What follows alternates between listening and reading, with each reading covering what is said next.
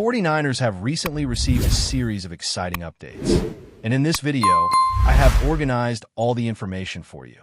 While the flow may not be perfect, I have categorized the news into sections covering the past, present, and future of the team. For those who are looking for daily content about the 49ers, it's worth staying tuned. I am working on a project, and all you need to do right now is subscribe so you don't miss anything. At the moment, I'm handling all the details, and it's proving to be more challenging than I anticipated, as this is a new endeavor for me. I'm navigating through various rules and regulations, and the plan is to launch the project tomorrow. Don't forget to come back to check out what I've prepared for tomorrow's video. Now, let's dive into the news, as there's a lot of information that has come out today, particularly from Kyle Shanahan and Aiyuk. To start, I'll touch on some observations that reflect past issues that have influenced the 49ers. As you can see on the screen behind me, the team faced challenges along the offensive line, and one player who has been under scrutiny during this offseason is Jake Brendel on the right. Let's take a look at what Kyle Shanahan has said about him.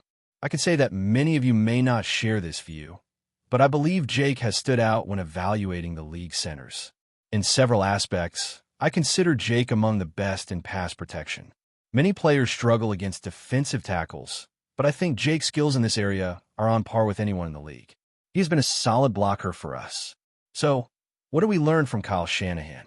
There's a wealth of news, so I won't delve into every single point, but what have we learned so far? I believe Jake performs run protection as well as anyone in the league, and he's been a consistent player for our team. Now, what can we gather from Kyle Shanahan's words? There are several updates, so I won't linger on each one, but some key points stand out. First, he is defending his player as any true coach would. He supports his player, and that deserves respect. Criticism may be necessary, but it doesn't always need to be public. While there are situations where it's appropriate, in most cases, it's better to address such matters privately. I agree with this approach. It shows a coach who truly supports his player. Although many are putting great emphasis on this, I would advise caution before jumping to conclusions. We only have Kyle Shanahan's public statements to go by. We don't know what has been discussed privately. An interesting point raised by the coach is his slight preference for a player in run protection. However, his confidence in this player's pass protection skills seems lower. The way this is approached suggests that justifications may be being prepared for this player. Does the coach consider him the best available option on the team right now? My intuition says yes. There seems to be a belief that he is superior to others who have played this role. However, will the team's management seek a center as expected? Apparently, the answer is no, as this issue will likely only be addressed during free agency. Since no center was acquired during that period, attention now shifts to the draft.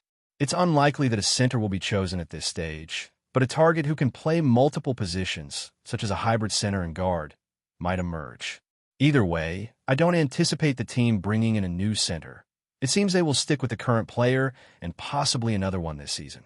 It's important to keep an eye on how this situation unfolds. Some may disagree with this perspective, and that's understandable. Perfection is something no team can achieve. Reflecting on the performance of the offensive line last year, it's clear how the team finished the season. Considering the performance of the offensive line last year, it's evident how the team wrapped up the season. They finished the year ranked 13th in the league, largely due to the contributions of some key players. For starters, one of the tackles played a significant role in raising the overall grade of the offensive line. Additionally, a rookie impressed during his first season, and another player performed considerably better than the previous year. This combination resulted in their solid ranking. There's no need to go into all the details, but reflecting on the specifics can offer some interesting insights. Moving forward, the coach announced that a veteran kicker would be signed to compete with the current one. There is considerable support for the current kicker, especially from those close to him who have expressed confidence in him, saying they saw him miss a challenging field goal and then bounce back with a streak of successful kicks. So, can the current kicker bounce back? There is definitely potential for him to overcome these challenges. However, there's concern that once a kicker starts struggling, it may linger in his mind, leading to the fear of falling into a bad pattern again. This is a common problem among kickers who go through bad stretches, as is the case with the current kicker. That being said, if what's been suggested is true, there may be more depth to the current kicker's struggles than meets the eye, especially as the season drew to a close. The concern regarding players going through tough times, especially what's been observed recently, is justified. If it turns out that we're nearing the end of the season and that the player's main difficulty could be attributed to an injury suffered while trying to stand out on special teams, there may be a chance that he can perform well at the start of next season, making everything seem as though the injury was the only issue, and now everything is under control. However, the reality is that the team is bringing in an experienced player, which was expected. From the beginning, the forecast was that the team would go this route. There's no intention to sign a new player or spend excessively on acquisitions, as they still have the current player on a roster and won't risk that situation. Therefore, with all the investment made in him, it will be difficult to let him go. They will bring in a veteran to challenge him, pushing him to fight for his position, which brings a certain level of pressure. While this may not compare to the pressure felt in a game, it is reassuring to know that someone is being added to the roster. Regarding the previous situation, it was emphasized that there has been a significant restructuring of the defense, with 4 key areas needing improvement. The team is retooling its run defense, having identified key players who are crucial to the defensive line. However, it's necessary to successfully select new talent. They need to inject youth into the roster and tweak the strategy a bit. The foundations are being laid from fundamental principles, and the team is realizing how deficient the run defense has been, acknowledging that they are parting ways with several important figures as part of this restructuring process. This transformation is crucial, especially concerning run defense, which clearly was the weakest point of the defensive line last season. Now, focusing on the present, the situation is quite clear as we're mainly focused on the quarterback. The team's owner stated that the decision to invest in this player was made around the middle of last season. He highlighted that choosing to pay for a quarterback who was visibly underestimated in his early years in the league requires sacrifices in other areas, meaning several players will have to leave the team because of this. While contract rejections aren't happening, all personal conversations with the quarterback have been positive. There is confidence that when he's ready, the deal will be finalized smoothly. It's interesting to note that he used the phrase, "when he's ready," putting the responsibility on the quarterback. Simply put, it's clear that the deal is open, and it's up to the player to finalize it. Some may speculate that he wants to be in the spotlight, seeking media attention and seizing the opportunity to participate in podcasts. However, this assumption seems somewhat exaggerated, given his personality. It's believed that, in reality, this is the quarterback's team, and the responsibility now lies with his agent, who, in the team's view, is responsible for the next step.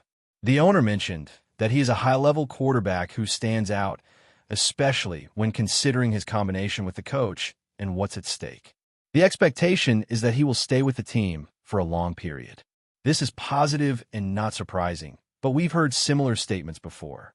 The coach was asked if he was prepared for a potential strike from the quarterback, and he responded that he hopes it doesn't happen, knowing that the player doesn't want that situation and the team doesn't either. Surprisingly, there's a lot to analyze, but it's not something unexpected. We've heard similar statements on several occasions. Kyle Shanahan was asked about the chance of Brock Purdy not participating, and his response revealed quite a bit. He expressed optimism that this won't happen and acknowledged that Brock has no intention of adopting such a stance. No one wants this to happen, but these discussions are happening between representatives and our team, which eases some of the pressure on Brock. This situation involves significant financial matters, and these issues aren't resolved quickly. However, he remains hopeful that a solution will be found, ideally without interfering with activities on the field. Whether this provides more security regarding the deal's completion is a subjective matter. Listening to Jed York, I noticed a high level of confidence. If you watch the various videos available online, it seems like he's quite sure about the completion of this deal and committed to compensating him, especially since the decision was made last year. This ongoing negotiation seems to be a matter of trade, possibly focused on smaller details. I don't feel like they're too far apart in their proposals, even though some have suggested otherwise. My impression is that they're involved in this conversation sooner than expected, especially when compared to other players.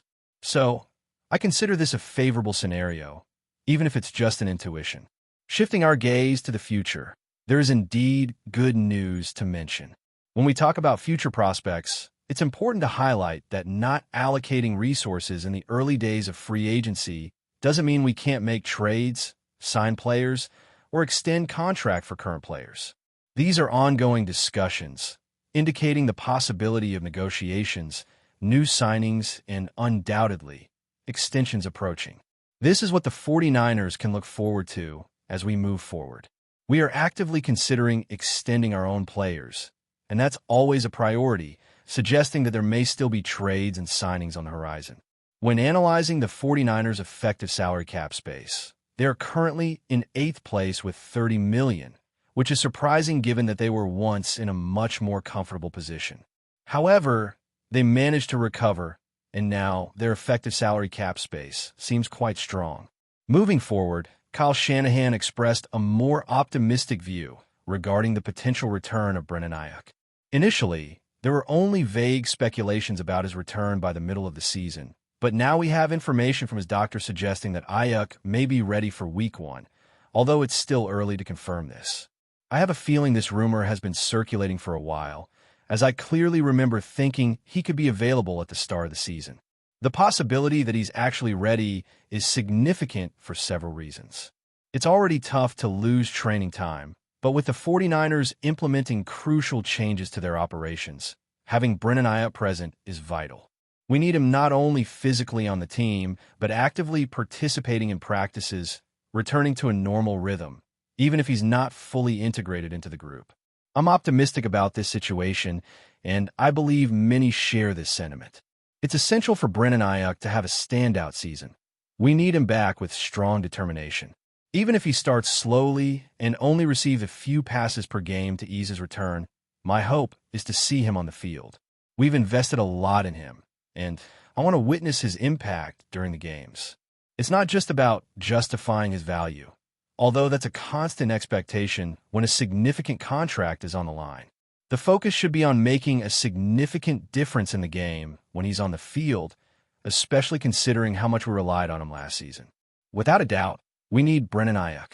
Having him on the field impacts more than just showing his value, although that expectation is always present when a substantial salary is at stake.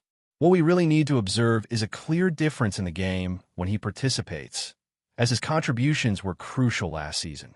It was clear that his presence was needed, even if he wasn't performing his best early in the season before the injury. He struggled with some drops that, had they not occurred, could have led to key receptions, altering the dynamic of some games early in the season. Therefore, he still has the ability to get open, and if he can recover from that injury while maintaining that skill, we'll be well positioned. Moving on, I came across an interesting statement from the head coach, who emphasized that we can expect a refreshed and motivated coach for the year 2025. The goal is to become the best team possible, nothing less than that. When we reach Week 1, I'm sure everyone in the organization will believe in our ability to win that Sunday, and I predict that confidence will carry over to the following week. Let's return to the fundamentals and the essence of football, facing each opponent that comes our way and putting in our best performance.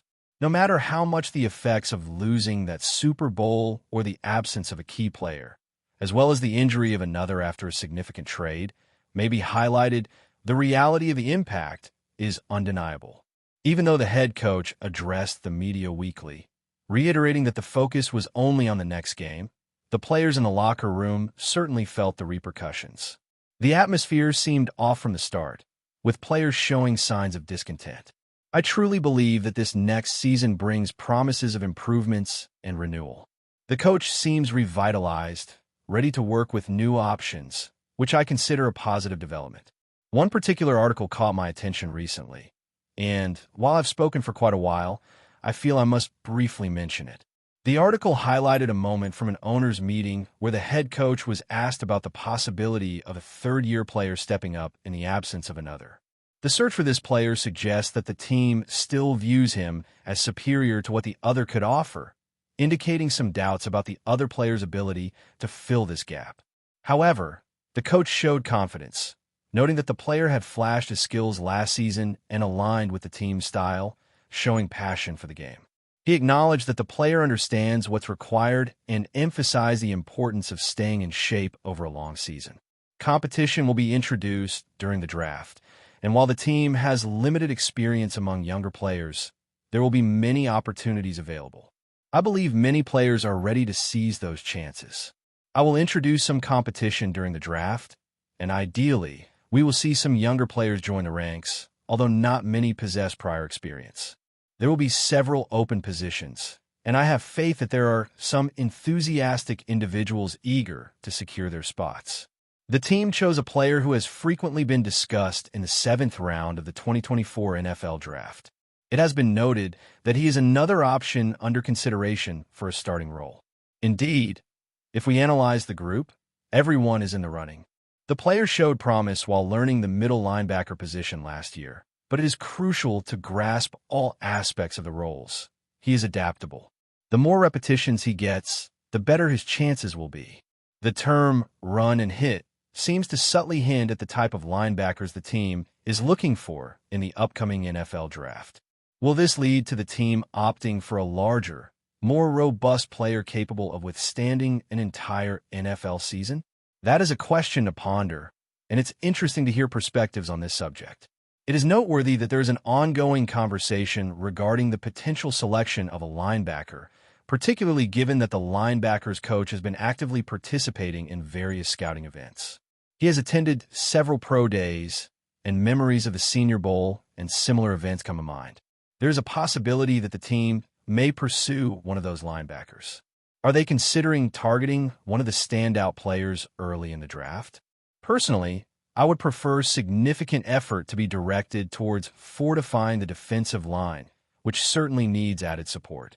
Nevertheless, we are progressing toward the future, and there is enthusiasm for the upcoming season. While it may still be a while away, the presence of key personnel over the past few days has created a sense that developments are underway. Changes to rules are being made, and it genuinely feels like the season is on the horizon, even though it might still be about 25 Sundays until then. The NFL Draft is merely 23 days away, which means we're getting closer to that moment. There is eagerness for covering, discussing, and analyzing it for many days thereafter. This truly is an exciting time. With just 23 days remaining, we are approaching rapidly. There is anticipation for covering it, discussing it, and analyzing it in the days to come. This is indeed an exhilarating period. There will be chances for involvement. As mentioned, this will include subscribing and engaging with the content, which appears to be the way forward. There are still some details to finalize, and work continues, but there will be a return tomorrow once everything is sorted. Gratitude is extended to all, wishing everyone a lovely evening. But before we dive in, don't forget to subscribe to 49ers Zone and hit the like button on this video. Your support helps us keep bringing you the latest updates on the San Francisco 49ers. And don't forget to share your thoughts on the news in the comments below. Christian McCaffrey's career has been nothing short of extraordinary, cementing his legacy as one of the NFL's most versatile and dynamic players. Yet, whispers of uncertainty surround the running back's future with the San Francisco 49ers, casting doubt on whether his time in the Bay Area is coming to a close. Despite signing a lucrative 2-year, $38 million extension in 2024, McCaffrey's recent injury struggles and the team's evolving direction are fueling speculation about a possible exit from the team he joined just 2 years ago. Could McCaffrey be looking to leave the 49ers behind, or is this just the calm before another storm of success? His arrival in San Francisco in 2022 marked the beginning of a thrilling chapter in McCaffrey's career, with his remarkable performance earning him the 2023 Offensive Player of the Year award. Yet, the road since then has been far from smooth. McCaffrey's injuries, including a calf and Achilles issue in 2024, have plagued his season, forcing him to miss critical games and casting doubt on his ability to maintain the durability required to thrive at the top level. Despite his historic achievements, the repeated injuries have raised questions about whether McCaffrey, now 28 years old, can continue to be the backbone of the 49ers offense. Moreover, McCaffrey's role in the offense has shifted. Once a central figure in Kyle Shanahan's high-powered scheme, McCaffrey's impact in 2024 was significantly diminished due to the knee injury that sidelined him for the remainder of the regular season. With the 49ers looking to the future, some believe that the team may be seeking to reduce its reliance on the running back, making a trade or release more plausible. The question is, how will the front office handle a player of McCaffrey's caliber, who is still one of the league's best, but has become increasingly fragile? The prospect of McCaffrey leaving the 49ers would undoubtedly send shockwaves through the NFL. Teams across the league would surely line up to acquire the superstar, knowing his abilities as both a runner and a receiver are unparalleled. However, the 49ers' decision will hinge not just on his health, but also on the long-term strategy they envision for their roster. Could they be planning to build around younger talent, or is this simply a temporary setback in McCaffrey's storied career? His potential departure could reshape the 49ers' future in ways we can't yet predict. As McCaffrey's 2024 season comes to an unexpected end, fans and analysts alike are left to wonder. Will McCaffrey continue his journey with the 49ers, or will he find himself suiting up for another team in the near future? One thing is certain. Wherever McCaffrey goes, he will remain one of the NFL's most dangerous players, capable of turning any offense into a threat. The coming months will be crucial in determining whether the San Francisco 49ers will remain his home or if a fresh start is on the horizon. That's it for this update. If you enjoyed the video and want to keep receiving exclusive news about the San Francisco 49ers, make sure to subscribe to 49ers Zone and give this video a like. We always look forward to hearing your comments and opinions. See you in the next video.